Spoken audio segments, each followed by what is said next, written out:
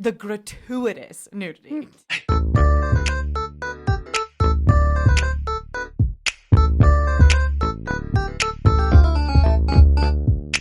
Hi there. We are here at Sun Sounds of Arizona in Flagstaff, Arizona, and you are listening to Untamed Shrews Women Talk Theater. I'm Becki. I'm Dawn. And I'm Hannah, and welcome to today's episode, Shakespeare Overseas, an episode encompassing how Shakespeare and theater differs all across the world. I'm so excited. It's going to be so much fun. But before we introduce our guest who is with us here today, I just want to say we're having so much fun, guys. I know. It's like, I look forward to it every week. Yes. This is episode 3 coming at you, which means month 3, which is just crazy. I feel like I was here yesterday. Yeah. It comes and goes so fast. And we have had a really positive interaction with our patrons, and people are having a lot of fun. So just thank you so much, everyone out there giving us a listen. Please share the show on Facebook, on Instagram, tell your friends about us. We want to get in everyone's ears. So thank you so much. But I anyway, do want to say from last week or from last month, I feel like a lot of people have reached out to us and been like, wait, the reason I brought donuts was not for that reason. I just need you all to know that. So if that was you, thank you. And yeah, I got a text. There was a comment on the YouTube about the donuts. They were like, wait, I used to bring donuts. But anyway, clearly people did not know, but I just love the idea that people brought donuts and like the one person in the cast is like, ooh. So thank you for that little tidbit, Becki. It was definitely a favorite part of the episode. Yeah, totally. Well, today we really get to have some fun because as much as I love talking to you gals, today my best friend, Christine Schmidle, is here. She's the Flag Shakes Director of Vision and Text, and she resides in Germany. German is her first language, and she actually learned English over here in America, and then we met in grad school about 17,000 years ago. It was so long ago, it feels like, and got close then almost by accident. We were just together 24/7, and then all of a sudden the next thing I knew, she was my best friend. It only made sense. So we have worked together since then. It's been an absolute pleasure. Christine also works at Shakespeare's Globe as the Deputy Text Associate. I hope I said that right. And as an independent contractor. So we're so lucky to have her here, especially for this discussion. It would be a much shorter discussion without Christine and her thoughts. So welcome, Christine. Yes. And she also works for us. What do you do for us, Christine? Well, I'm the Director of Vision and Text for Flag Shakes. But what does that actually mean? Tell the people. All sorts of things. Being in Dawn's ears about many, many ideas. She usually makes it possible to make them reality. And then I usually do a lot of text work too, especially with this past year. And the internet and the digital age made it all possible to still be connected. Oh, yes. Zooming with Christine, best part of every single show. Just 2 hours of like, help me, Christine. True masterclass. Yeah, like... really though. And it's so, I mean, the energy I get from it, and it's just so exciting and so much fun to work on it. So I'm all for it. Yay. Now, Christine, just tell us a little bit about yourself, where you're from, where you went to school. We kind of heard a little bit from Dawn, but just who you are, what you love, what you do for us and for other companies, and, start to sort of give us a little tidbit of why you're a citizen of the world and what that means and all that good stuff. Yeah, absolutely. First of all, I'm super excited to be on this podcast. I've listened to you from the get-go, and I just really love it. So thanks for having me. Of course. So I mean, I'm German. I started off in Germany, and then once I finished high school or got towards the end of high school, the big question was, what how am I going to decide on something? And I really wanted to explore the world. I just love different cultures. I love other countries, continents, and I've already been in love with theater and participated in theater / opera, and so that brought me with my studies to the US and to New York. I studied there, got my toes wet on stage as an actor, director, and then after that, with my master's degree, where I met Dawn, I got fully immersed with Shakespeare, and that has continued and continued to brought me back to Europe. I've worked in Germany since then. They have a tiny little globe in Neuss, where there's a summer festival where they bring different troops from across the world, so not just Europe. And I got to work there. Yes, I've been working at the Globe. First year was in 2011. Then I went back to Germany, did work there. And since 2016, I've been Deputy Text Associate at Shakespeare's Globe in London. So schmancy. Hey, Christine, you have to tell us about how theater helped you learn English or master English, because that's one of my favorite stories. Yeah, so I mean, in Germany, I learned, well, I was supposed to learn English in school, and I was just terrible at it. Generally, languages, I also was supposed to learn French, which just didn't quite happen. And then, and then I when I moved to the US, I got involved with a theater company, and they rehearsed and performed A Christmas Carol. And I remember that they were having 60 performances of it. Now, I don't know if that's even possible, but somehow... A Christmas Carol, of course it's possible. 60 performances, that's like, yes, 1 at 2, 1 at 4, 1 at 6. Yeah, and I was interning for them, and I think when I started off, I understood maybe 10% of everything that was spoken around me or the play, and by the end of it, I was half fluent in English. I just think that's so cool, this idea that like listening to this story over and over, can kind of like help you learn a language or get more familiar with it.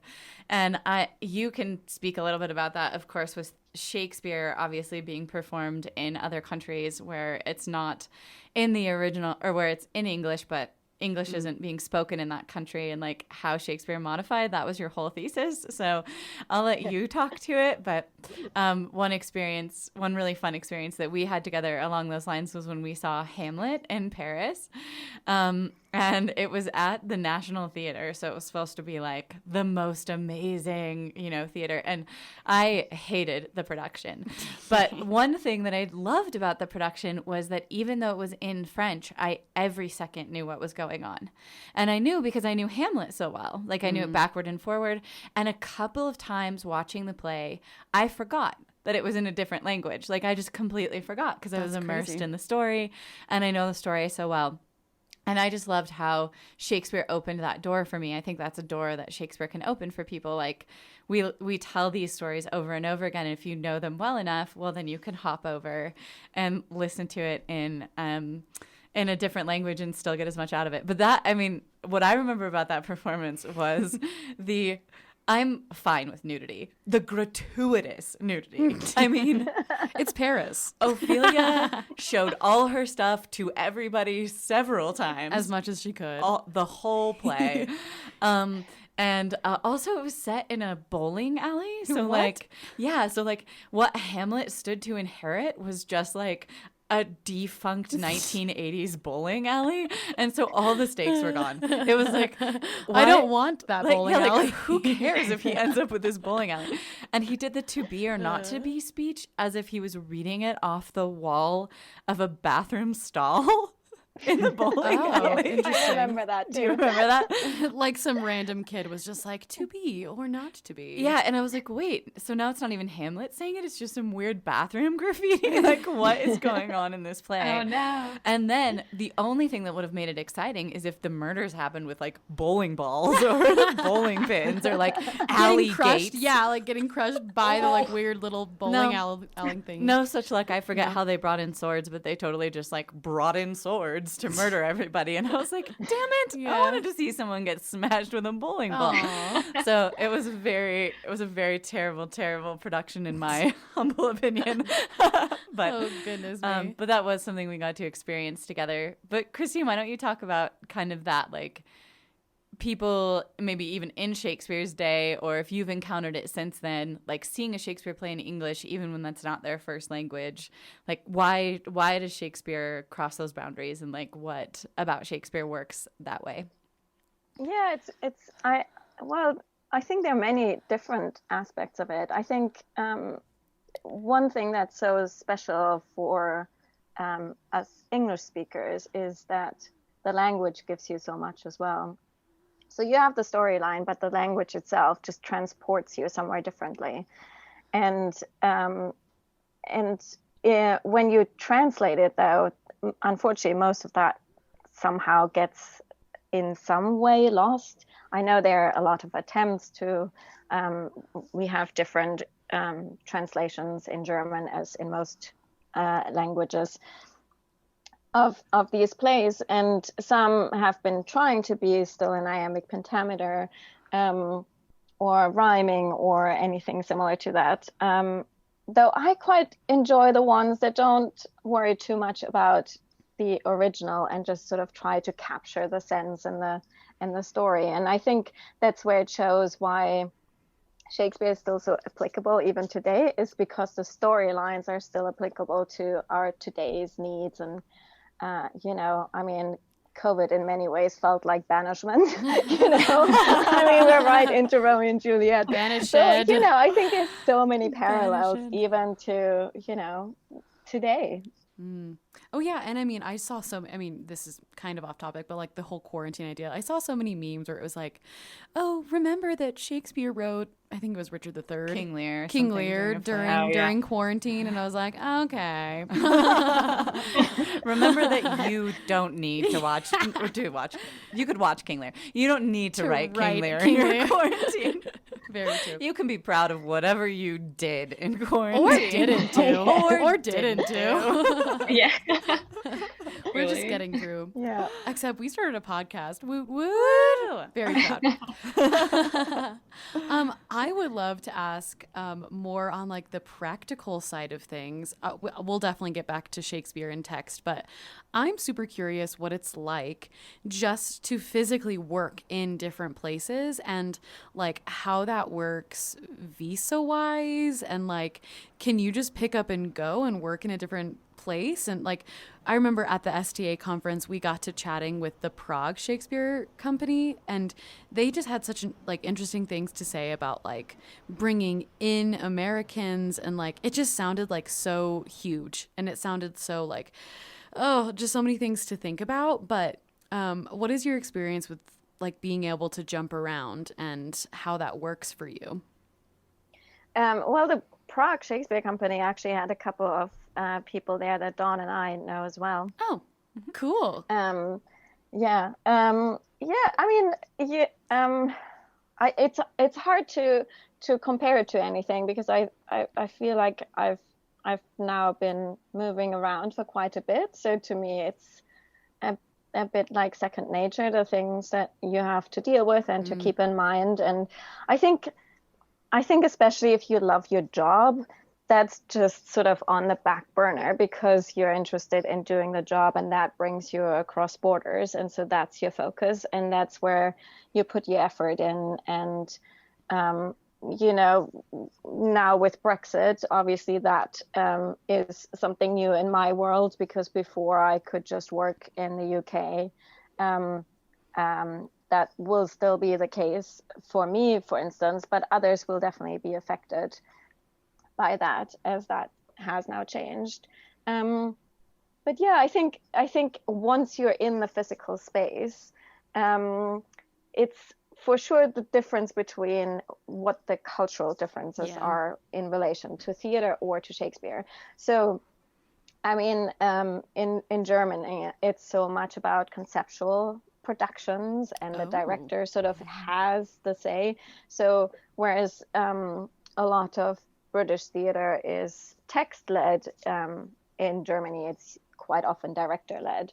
So that gives you productions like we saw in Paris of Hamlet, or very conceptual extreme cases where everybody see like completely covered in silver paint or something, and then you are transported to, I don't know, Mars or something. Yes. So, we all want Isn't to the see joke Hamlet like on Romeo Mars. and Juliet on the moon? Yes, exactly. yes.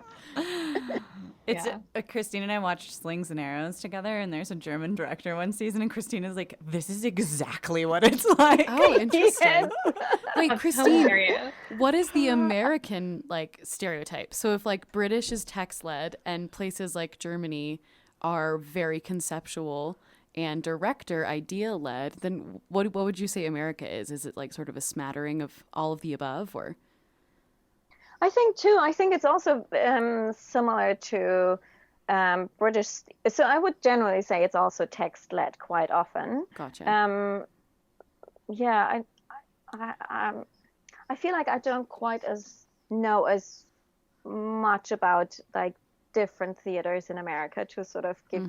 I think you will always all be the experts more in that regard than me. Well, Flag Shakes is clearly text-led. But I mean, and I think also we try to focus on like collaborative, so the even artists, actor-led or something. Yeah, the actors have a much bigger say, and also, we always have, a choreographer, a musical director, I always have an assistant director, like fight choreographer, and working with all of those people, I sort of, defer to them when it's their area of expertise. The specific, So instead of, sort of saying, this is how it's going to be, you all figure out how to do it, it's more like, how are we going to do this, and like what should it look like at the end, and letting that be in flux with American, or what I think our theater is like. I've worked at a lot of other American theaters, and sometimes that's true. I feel like I gravitate towards theaters that operate that way, but I'm sure it's certainly not true at all American theaters. Yeah, definitely. Oh, I've been at theaters where it was like dictatorship. Director was doing everything, and their vision was law for sure. Less about the collaboration, more about this is what I want for the final product. Exactly. Totally. I actually have a comment on just talking about visas. In terms of Americans going overseas. And of course, I'm by no means an expert and have no idea how things will change due to COVID and all that. But for us so when I was on the West Side tour, we had a company manager, general manager, who took care of our visas going overseas, because we needed like specific work visas for Europe. I didn't know about this until I got the visa, but the Schengen area, which is, Christine's nodding her head. I think it's like 22, 27, 20 something European countries. Where if you have like the visa for one, then you can freely roam about and work in the others. Or, well, I don't want to say work. Maybe work. I don't know what specific type of visa we had. But there were definitely like, different countries required different visas, but luckily, we as the artists didn't need to. Oh, that's so nice. We had company managers who took care of all of that. God bless them, for like 50 plus people. I can't. And not all American passports. Like everyone had different passports. Citizenship. Yeah. And I've actually got a story about this. Ooh, Becky's always in it with the stories. Oh my gosh, thank you. So we were coming out of, I think it was like Bratislava. We were going into Germany. I remember that, and we were busing, so we weren't flying. And the backstory of it, I think we were there for a week. So at the last show for loadout, the crew, usually is there overnight. Like they get done at like 8 a.m. If they have that time. Sometimes it's like, okay, you have like 6 hours, let's go. But this time they had a little bit more time because we were going into a layoff. And so I went down to breakfast, and the company was leaving that morning, but the crew was leaving later. So as a stage manager, we were like sometimes part of the part of the cast and musicians, I should say, and sometimes part of the technicians and crew. But for this one, we were leaving with the cast and the musicians on a bus. And so I had breakfast with the TD and one of our carpenters who just came back from their overnight, and we're like, we're going to get breakfast before taking a nap before leaving. And then they're like, yeah, we'll be in Frankfurt or wherever we were going later that day. And so we're driving across the border, and luckily our company manager and our assistant company manager spoke German, because as they are talking to Border Patrol, I realized that I left my passport in the hotel lock and the hotel safe. Everything that I put in that safe, I totally forgot about and left there. And I'm like, oh my God, like I'm an idiot. Which is so not like you. Which is like, I can't even imagine Becki Zaritsky forgetting important things. That's just like physically not possible. It was maybe this event that made that true. Truly, I was so nervous. And I was like, maybe I put it in my like suitcase. So the bus driver let me off the bus. Like we went into the luggage. And then I got Astrid, who was our company manager / physiotherapist. Like, Astrid, I don't have my passport. She's like, what? Excuse me? I don't have it. And she's like, we're on okay, an well, luckily international I have tour. a copy of it. Oh, wait, what was that? We're literally on an international tour. Yeah. She's like, what do you mean you don't have it? What do you mean? So she showed Border Patrol the copy that she had. And luckily, like, they were fine with it. She, like, yeah. But what turned out to be a bigger issue than me not having my passport was some of our company members, their visa, it was like not matching up, or there was something wrong with the type of visa they had or something like that. So there were like 4 or 5 people where it was like, okay, well, like we need to follow up with you on this because you don't have the right visa or whatever. So I just think it's hilarious that me not having a passport going into another country wasn't even the biggest problem. Not the issue. Oh, goodness. Wow. Yeah, that's ridiculous. How did you get your stuff back? Did you just have to go back to the hotel?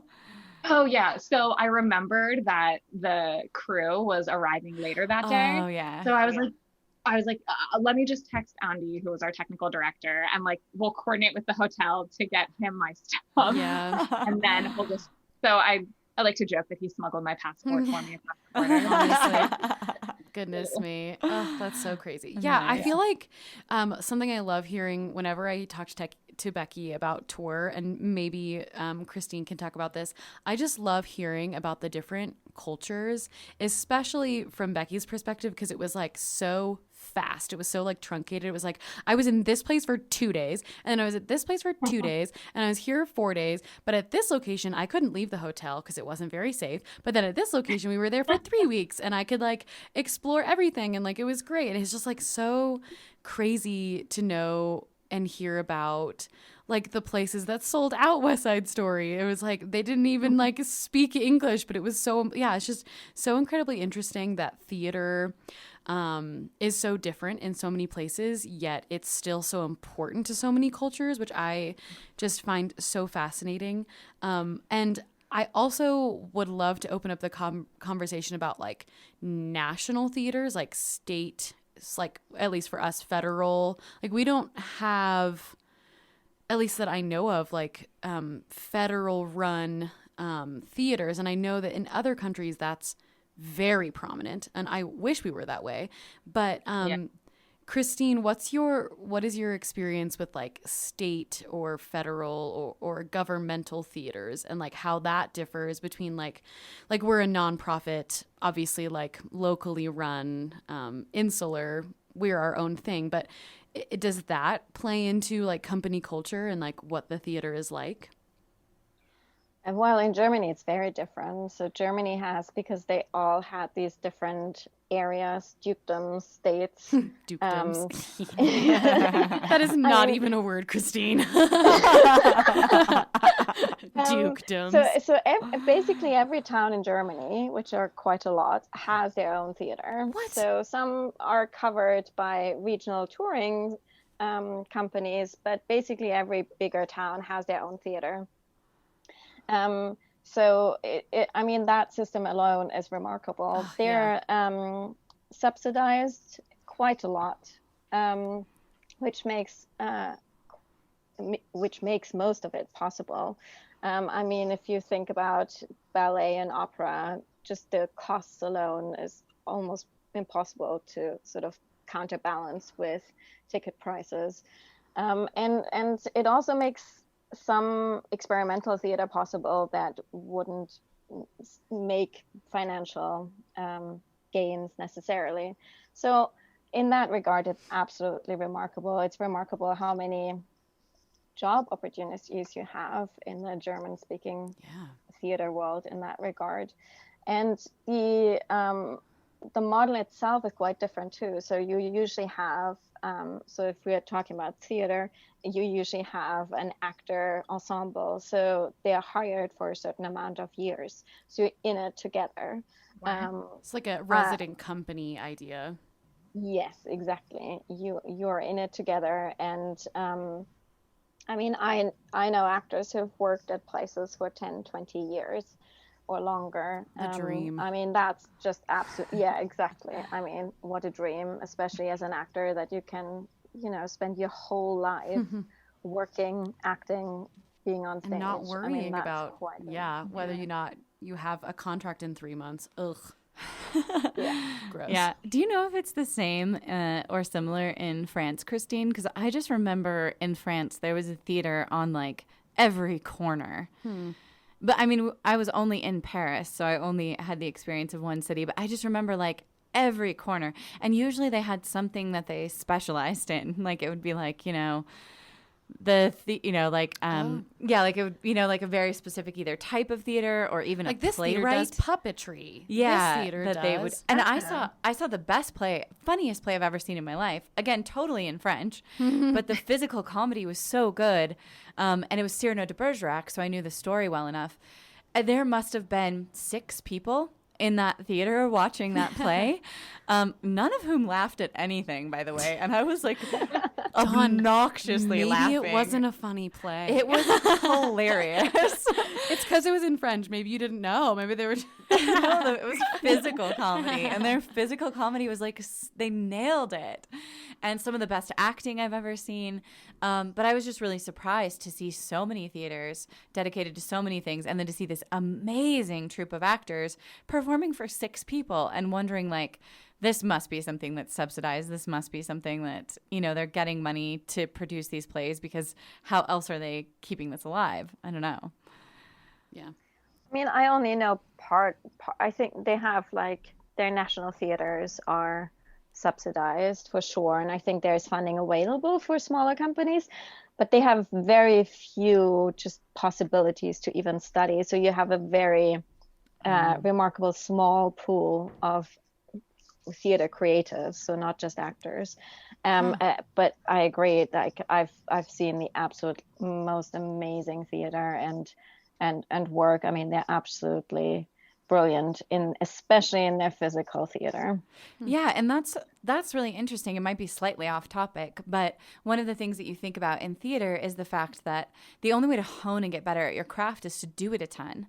And in America, we seem to have a surplus of actors and a lack of theaters, and so no one gets the just day after day after day experience unless they can land themselves in a repertory theater where they can work for 10, 20, 30 years and just really hone their craft.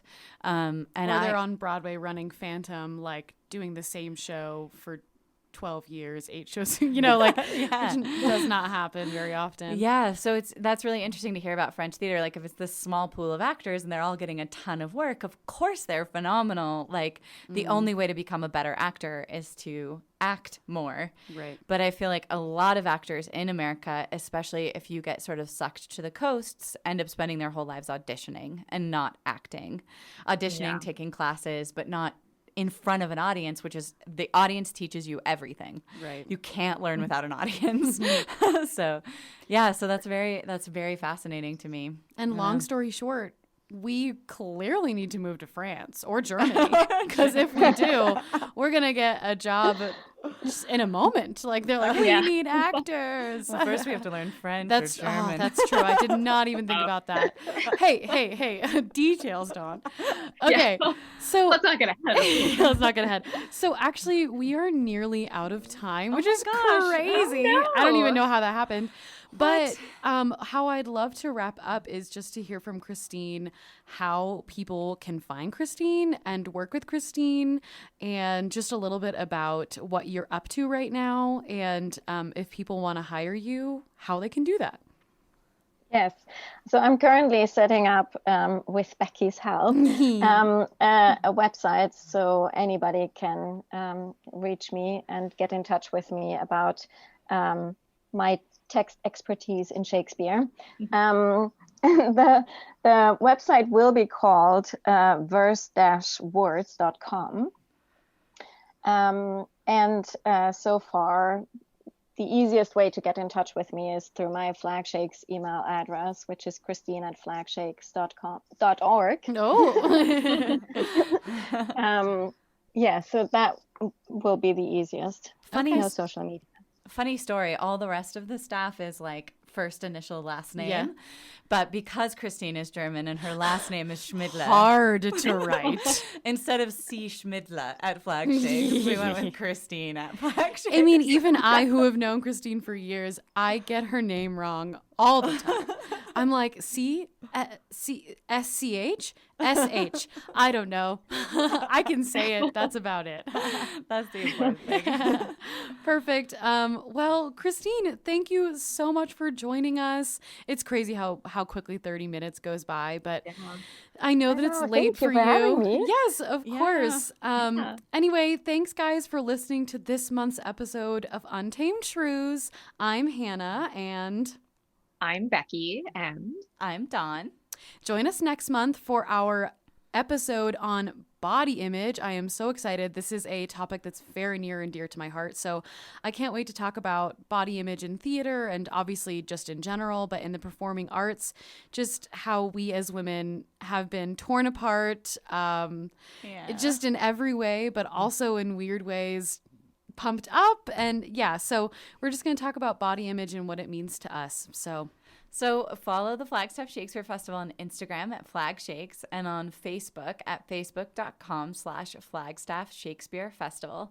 All episodes of Untamed Shrews can be found on sunsounds.org, the Flagstaff Shakespeare Festival YouTube, and on all of our social media platforms. This episode of Untamed Shrews, starring Dawn Tucker, Becki Zaritsky, Hannah Fonts, and Christine Schmidle. Show art by Calliope Luedeker. Podcast theme song by Cadence Lamb. Podcast edited by Hannah Fonts. Special thanks to Gina Byars. Bye, guys. Bye. Bye.